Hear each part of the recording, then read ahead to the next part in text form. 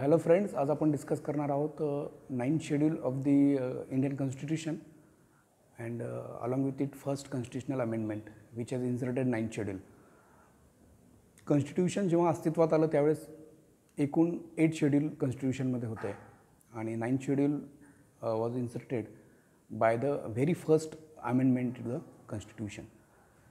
And why this topic is ever relevant हे आपण बघणार आहोत. थोडक्यात सुरुवातीला मी ओव्हरव्ह्यू देतो so that it will be better, it will help in understanding. So first we will discuss what is the first constitutional amendment to the constitution and what is the 9th schedule, why it is very much relevant. त्यानंतर जे related concepts आहेत ते आपण थोडक्यात बघणार आहोत, जशा fundamental rights versus directive principles of state policy, constitutional amendment, आणि then we will discuss the reasons for the first amendment. Then we will see the details of 9th schedule and then the various judgments on the given by the Supreme Court on the 9th schedule, and then we will discuss the various judgments given by Supreme Court on conflict between fundamental rights and directive principles of state policy. तर 9th schedule किंवा first constitutional amendment ही का relevant आहे याचा आपण जेव्हा काही आपण याचा विचार करू तेव्हा लक्षात येतं पहिल्यांदा की first constitutional amendment was amendment that has affected the fundamental rights. हे सर्वात महत्त्वाचं कारण आहे. Then it has implications on the process of judicial review. Again, it has affected the basic structure, so it touches various aspects like fundamental rights, judicial review, basic structure doctrine. आणि सध्या जे काही ever relevant असायची कारणं म्हणजे नेहमी अजूनही खूप गटांकडून, विशेषतः मागच्या काही वर्षांमध्ये वेगवेगळे रिझर्वेशनचे एजिटेशन झाले आणि त्या प्रत्येक घटकाकडून खूपदा अशी मागणी होते की रिझर्वेशन पॉलिसी जी आहे ती 9th शेड्यूलमध्ये प्रोव्हिजन ॲड करावी so that it will be immune to the judicial review. त्या सर्व गोष्टीच्या अनुषंगाने आपण 9th शेड्यूलचं आज स्टेटस काय आहे आणि त्याच्यावरच्या व्हेरियस जजमेंट्स आपण आज बघणार आहोत. तर 9th शेड्यूल आणि fundamental rights, directive principle of state policy ह्या गोष्टींचा एकत्रित आपण जेव्हा बघतो त्यावेळेस असं लक्षात येतं की बऱ्याच ह्या सुप्रीम कोर्टच्या मेजर जजमेंट्स आहेत. विशेषतः आपल्या UPSC मेन्सच्या सिलेबसच्या अनुषंगाने आणि ज्या पद्धतीचे प्रश्न आत्तापर्यंत विचारले जातात मेन्समध्ये त्या अनुषंगाने ह्या अतिशय महत्त्वाच्या जजमेंट्स आहेत. किंबहुना आपण ज्या काही सुप्रीम कोर्टच्या जजमेंट्स आपल्या एक्झामसाठी वापरतो, एक्झामसाठी अभ्यासतो, त्यापैकी अतिशय महत्त्वाच्या जजमेंट्स ह्या first constitutional amendment, 9th schedule किंवा fundamental rights and directive principle of state policy या संदर्भातील आहेत. तर आपण त्यासुद्धा आज बघणार आहोत. तर आपण सर्वप्रथम रिलेटेड कन्सेप्ट आपण बघूया की फंडामेंटल राईट्स आणि डायरेक्टिव्ह प्रिन्सिपल्स याच्यामध्ये फरक काय आहे आणि कॉन्स्टिट्यूशनल प्रोव्हिजन्स काय. तर fundamental rights are part 3 of the Constitution from Article 12 to Article 35, whereas directive principles are mentioned in Part 4 of the Constitution from Article 36 to Article 51. Fundamental rights are basically negative, which prohibit state from doing certain actions or certain things, whereas directive principles of state policy are positive, that ask state to do certain thing. And basically fundamental rights are the basis of political democracy, whereas the DPSPs or directive principles of state policy are the basis of social and economic democracy. आणि legally enforceable fundamental rights आहेत. Directive principles of state policy हे legally enforceable नाही आहेत. आणि मग पण constitution अस्तित्वात आल्यापासून खूपदा कन्फ्लिक्ट झालं आहे की which are which should what should take the precedence, directive principles of state policy or a fundamental right. आणि ह्या कन्फ्लिक्टमधूनच वेगवेगळ्या कॉन्स्टिट्युशनल अमेंडमेंट झाल्या, वेगवेगळे जजमेंट्स ऑनरेबल सुप्रीम कोर्टाचे आले आणि त्यातून एक बेसिक स्ट्रक्चर डॉक्ट्राईन पुढे अस्तित्वात आली केशवानंद भारती केसमध्ये. तर हे मुळात काय कन्फ्लिक्ट होते ज्यामुळे फर्स्ट कॉन्स्टिट्युशनल अमेंडमेंट झाली हे लक्षात घेतलं आपण घेऊया. आणि फर्स्ट कॉन्स्टिट्युशनल अमेंडमेंटच्या बाबतीमध्ये अजून एक महत्त्वाची गोष्ट म्हणजे ही अशी एकमेव कॉन्स्टिट्युशनल अमेंडमेंट होती ज्यावेळेस राज्यसभा अस्तित्वातही नव्हती. ज्यावेळेस 1952ला पहिल्याच्या सार्वत्रिक निवडणुका झाल्या त्याही व्हायच्या आधी ही कॉन्स्टिट्युशनल अमेंडमेंट झाली आणि ही एकमेव अमेंडमेंट आहे. आत्तापर्यंत 103 कॉन्स्टिट्युशनल अमेंडमेंट झाल्या. त्या 103 अमेंडमेंटपैकी 102 अमेंडमेंट ह्या लोकसभा आणि राज्यसभा ह्या दोघांनीसुद्धा पारित केलेल्या आहेत. पण पहिली कॉन्स्टिट्युशनल अमेंडमेंटच्या वेळेस राज्यसभा अस्तित्वात नव्हती. तर अशा कोणते फॅक्टर्स होते ज्यामुळे फर्स्ट कॉन्स्टिट्युशनल अमेंडमेंट गव्हर्नमेंटला त्या तत्कालीन गव्हर्नमेंटनी फर्स्ट कॉन्स्टिट्युशनल अमेंडमेंट प्रपोज केली. तर आपण याची चर्चा करणार आहोत. त्याआधी कॉन्स्टिट्युशनल अमेंडमेंटचे प्रोव्हिजन्स आपण बघूया. तर Indian constitution, the process of constitutional amendment in Indian constitution is we can term it as partly flexible and partly rigid. काही प्रोव्हिजन जे कॉन्स्टिट्यूशनचे आहेत ते सिम्पल मेजॉरिटीने सुद्धा आपण बदलू शकतो, अमेंड करू शकतो. जसं आर्टिकल 4 आहे, formation or changing boundary of existing states or formation of new state आहे, किंवा एखाद्या राज्यामध्ये विधान परिषद अस्तित्वात आणणे आहे किंवा ते बरखास्त करणे आहे, दॅट इज अंडर आर्टिकल 169.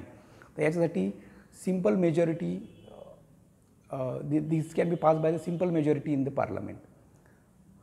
पण हे article 368 which is article for the constitutional amendment याच्यामध्ये यांचा समावेश होत नाही. तर what is the process of the constitutional amendment under article 368 of the constitution? It can be done by either partial majority, that is the majority of more than the total membership of house, and more than 2/3 majority of members present and voting. आणि अजून एक process आहे ज्याचे federal जे विषय आहेत ते amend करायची, ते म्हणजे special majority with resolution or ratification by the legislatures of more than half of the states. आणि कॉन्स्टिट्युशनल अमेंडमेंट करताना फंडामेंटल राईट्स अमेंड करू शकतो का नाही, तर फंडामेंटल राईट्सच्या बाबतीमध्ये आर्टिकल 13 मध्ये असे प्रोव्हिजन आहे की no law can take or abridge the fundamental rights. पण मग पुढे आपण कॉन्स्टिट्युशनल अमेंडमेंट 24वी कॉन्स्टिट्युशनल अमेंडमेंटद्वारे आपण parliament has modified this and this any law will not include the amendment law enacted under article 368 of the constitution. त्यामुळे 368 अंतर्गत जी constitutional amendment केलेली आहे त्याद्वारे फंडामेंटल राईट्स मध्ये काही अमेंडमेंट केली जाऊ शकते. तर आपण आता 9th शेड्यूल किंवा फर्स्ट कॉन्स्टिट्युशनल अमेंडमेंट कडे येऊया. तर 3 बाबतीमध्ये ही अमेंडमेंट झाली. 3 विषयांसंदर्भात या 3 काही प्रोव्हिजन्स करण्यात आले. त्यासाठी काही जजमेंट कारणीभूत ठरल्या. तर सर्वात पहिले आपण बघूया, त्याच्यामध्ये फ्रीडम ऑफ स्पीच संदर्भात या अमेंडमेंटमध्ये काही बदल करण्यात आला आणि reasonable restrictions were inserted related to freedom of speech and expression. आणि त्याच्यामध्ये पब्लिक ऑर्डर हे सुद्धा reasonable restriction was inserted in the constitution.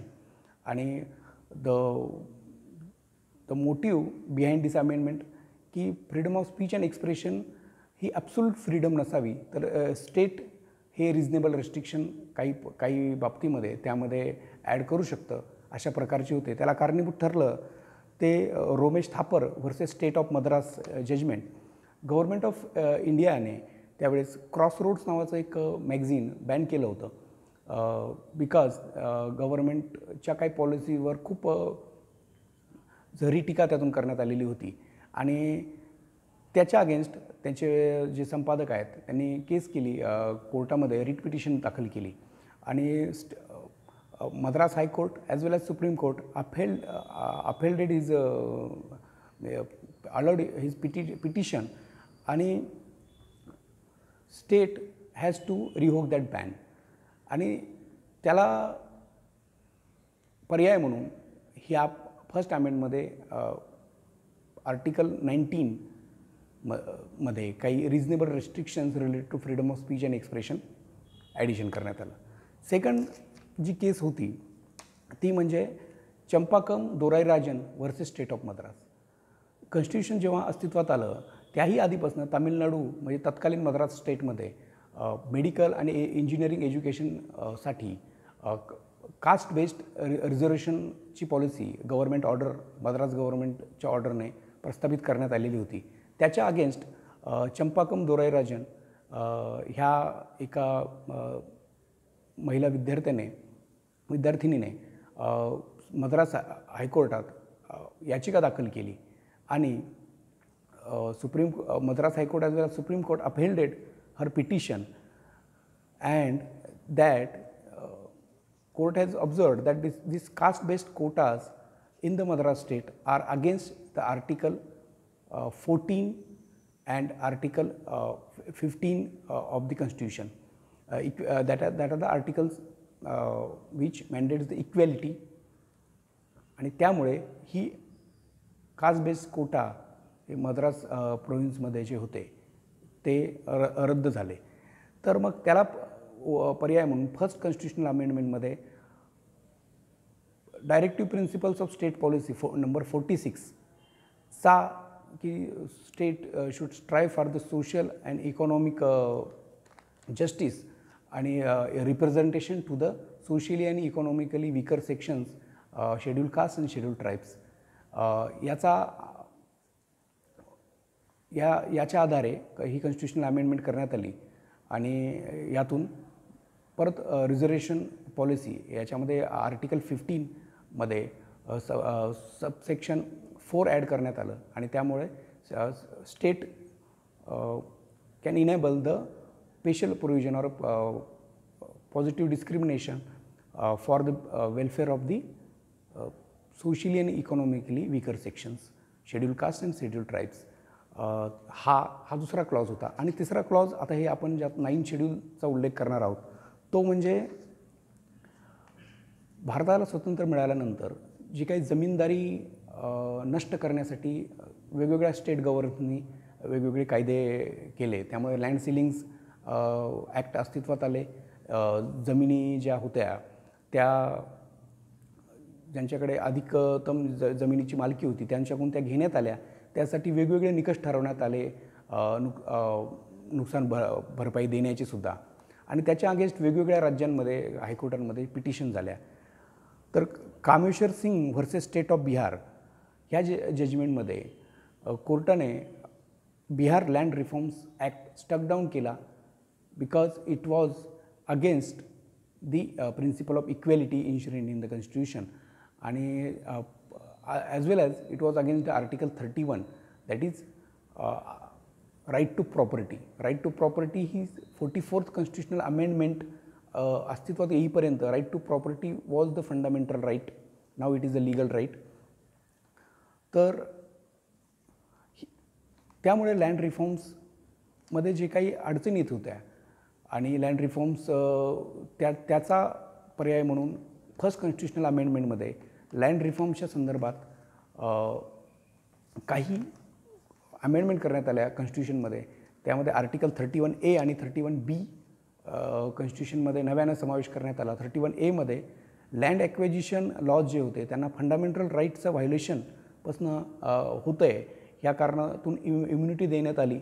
आणि आर्टिकल 31B द्वारे 9 शेड्यूल जे इन्सर्ट करण्यात आलं कॉन्स्टिट्यूशनमध्ये आणि त्यातनं ह्या 9 शेड्यूलमध्ये जे काही ॲक्ट्सचा समावेश करण्यात येईल त्यांना ज्युडिशियल रिव्ह्यूच्या पर्व्ह्यूमधून बाहेर ठेवण्यात आलं.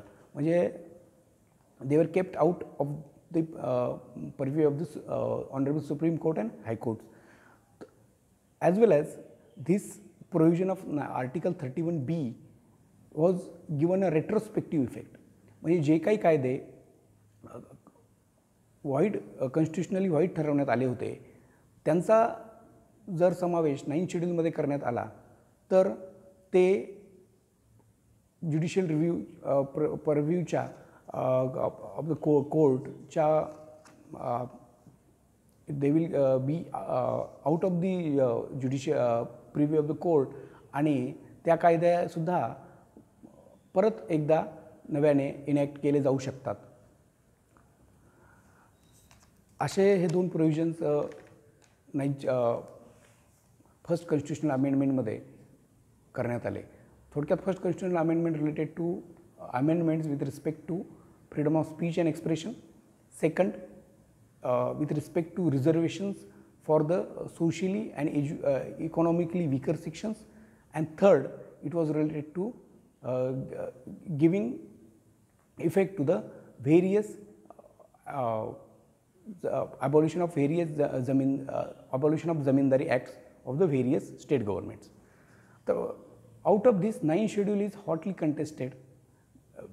And what is the 9th schedule? So 9th schedule basically as on date consists of 284 laws in it. There are many central as well as state laws that are part of this 9th schedule. आणि असं म्हणतात की ours is the only constitution in the world which comes with a long list of the laws which it protects against itself. म्हणजे 9th schedule अशी list आहे की ज्याच्यामध्ये अशा कायद्यांचा समावेश आहे ज्या कायद्यांना आपण ज्युडिशियल रिव्ह्यू किंवा कॉन्स्टिट्युशनलच्या इतर जे प्रोव्हिजन्स आहेत त्यापासून त्या लॉजला इम्युनिटी देण्यात येते. या 284 लॉजपैकी किंवा ॲक्ट्सपैकी 218 are inserted after the 24th of April 1973. Please mark this date because this is very important. आणि ह्यातली बहुतेक सुरुवातीचे काळात जे कायदे इन्क्लूड करण्यात आले त्यातले बहुतेक कायदे हे जमीन सुधारणाविषयी कायदे होते, लँड रिफॉर्म्सविषयी कायदे होते. पण 76th कॉन्स्टिट्युशनल अमेंडमेंट ने तामिळनाडूमध्ये जे रिझर्वेशन आहे एज्युकेशन आणि पब्लिक एम्प्लॉयमेंटमध्ये ते 69% होतं. जे इंदिरा साहनी केसमध्ये सुद्धा जी कॅप होती 50% त्यापेक्षा जास्त. आणि त्या रिझर्वेशनच्या जी प्रोव्हिजन्स आहेत तो 69% कास्ट बेस्ड रिझर्वेशन त्या रिझर्वेशनचा समावेश हा 9th शेड्यूलमध्ये करण्यात आला. आणि मग त्यानंतर फक्त लँड रिफॉर्म्स नाही तर इतरही अजून बरेच कायद्यांचा समावेश 9th शेड्यूलमध्ये करण्यात आला. त्याच्यामध्ये मग शुगरकेन सपोर्ट प्राइसिंगपासनं ते डेली अर्बन झोनिंग अशा विविध विषयांचा जो काही मूळ ज्यासाठी 9th शेड्यूल इन्सर्ट करण्यात आला होता कॉन्स्टिट्युशनमध्ये त्याच्यापेक्षा वेगळ्या स्वरूपाचे वेगळ्या विषयावरच्या कायद्यांचा समावेश हळूहळू 9th शेड्यूलमध्ये करण्यात आला आणि एकूण 9th शेड्यूलमध्ये कायद्यांची संख्या 284 झाली. तर 9th शेड्यूल अस्तित्वात आल्यापासूनच माननीय न्यायालयाने वेगवेगळ्या स्वरूपात याची दखल घेतलेली आहे आणि त्यातून 9th शेड्यूलचं जे प्रेझेंट स्टेटस आहे त्याचं डिस्कस करणार आहोत. तर सर्वात प्रथम म्हणजे शंकरी प्रसाद आणि सज्जन सिंग ह्या दोन केसेसमध्ये ज्युडिशियरी आणि कायदेमंडळ किंवा पार्लमेंट यांच्या व्ह्यूजमध्ये एक समानता होती. Judiciary has validated the First Amendment and 9th Schedule in both of these judgments, because in court's view the First Amendment was required to curb the menace of poverty and unequal distribution of land holding, and that is very important to achieve equality. त्यामुळे First Amendment किंवा 9th Schedule was validated by the Supreme Court. But in Golaknath judgment, that followed this Shankari Prasad judgment. The Golaknath judgment, which was given in 1967, court has observed that fundamental rights cannot be taken away or abridged in any case. So this judgment was passed, and the Parliament has no power to amend the fundamental rights in part 3 of the Constitution. Golaknath judgment नंतर 24th आणि 25th amendment करण्यात आली आणि त्याच्यामध्ये परत DPSPs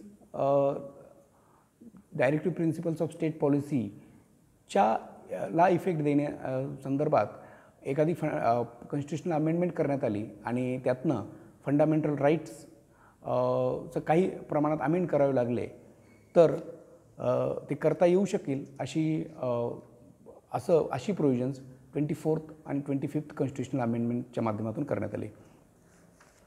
पण हळूहळू जसं आपण आधी बघितलं आहे की ह्यात आर्टिकल 31B म्हणजे ज्यातनं 9th शेड्यूल इस्टॅब्लिश झाला होता त्याचा उपयोग हा पॉलिटिकल एंड्स अचीव करण्यासाठी होत होता आणि फक्त लँड रिफॉर्म्स नाही तर वेगवेगळे कायद्यांचा समावेश 9th शेड्यूलमध्ये करण्यात येत होता. त्या अनुषंगाने मग केशवानंद भारती जजमेंट जो 24th एप्रिल 1973ला देण्यात आलं त्याच्यामध्ये फार वेगवेगळ्या बेसिक स्ट्रक्चर डॉक्ट्रिन पहिल्यांदा अस्तित्वात आली आणि त्यातनं all the provisions which affects the fundamental rights that are part of basic structures can be struck down by the court. असं सुप्रीम कोर्ट जजमेंटमध्ये प्रकर्षाने त्यात महत्त्वाचं प्रोव्हिजन होतं आणि ह्या जे जजमेंटची डेट होती केशवानंद भारती ज्यातनं बेसिक स्ट्रक्चर डॉक्ट्रिन अस्तित्वात आली ऑन द 24th एप्रिल 1973 आणि त्यामुळे 9th शेड्यूलमध्ये ज्या काही लॉजचा समावेश केला that if that affects the basic structure of the constitution they are open to the judicial scrutiny. Wamanrao केसमध्ये सुद्धा 9th शेड्यूलमधल्या अमेंडमेंट ज्या 24 एप्रिल 1973च्या आधी झाल्या त्या there will be no judicial review of that but the amendments made on or after 24th April 1973 are open to judicial review. सर्वात महत्त्वाची आणि शेवटची जजमेंट 9th शेड्यूल जी आहे ती म्हणजे IR Coelho versus state of Tamil Nadu. बऱ्याचदा या जजमेंटवर आपल्याला प्रश्नही विचारले गेले आहेत. 76th कॉन्स्टिट्युशनल अमेंडमेंट ज्याद्वारे तामिळनाडू रिझर्वेशन ॲक्ट हा 9th शेड्यूलमध्ये ज्याचा समावेश करण्यात आला त्याला चॅलेंज केलं गेलं आहे आणि त्या केस IR कोल्हो केसमध्ये सुप्रीम कोर्टाने 2007ला जी जजमेंट दिली त्या जजमेंटमध्ये परत कोर्टाने असं म्हटलं की जी अमेंडमेंट 9th शेड्यूलला 24 एप्रिल 1973च्या नंतर करण्यात आली that all amendment are open to judicial review and those amendments that affected the basic structure of the constitution. Basic structure includes the concept secularism, separation of powers, the fundamental rights as well as few of the federal features of the constitution. Those amendments that affect basic structure of constitution can be struck down and all the amendments made after 24th of April 1973 are subject to judicial review. So present status of the 9th schedule is 9th schedule is open to the judicial review आणि ज्या काही article त्याच्यामध्ये जे काही acts हे Keshavananda Bharati judgment नंतर add केलेले आहेत that can be stuck down if they damages the basic structure of the constitution. त्यामुळे आज कोणताही ॲक्ट आपण 9th शेड्यूलमध्ये ॲड करू शकत नाही की ज्यामुळे त्यांना ज्युडिशियल रिव्ह्यूपासून प्रोटेक्शन मिळेल. 9th शेड्यूल त्यामुळे 1995 नंतर नव्याने नव्याने कायद्यांचा समावेश ह्या 9th शेड्यूलमध्ये करण्यात आलेला नाही. धन्यवाद.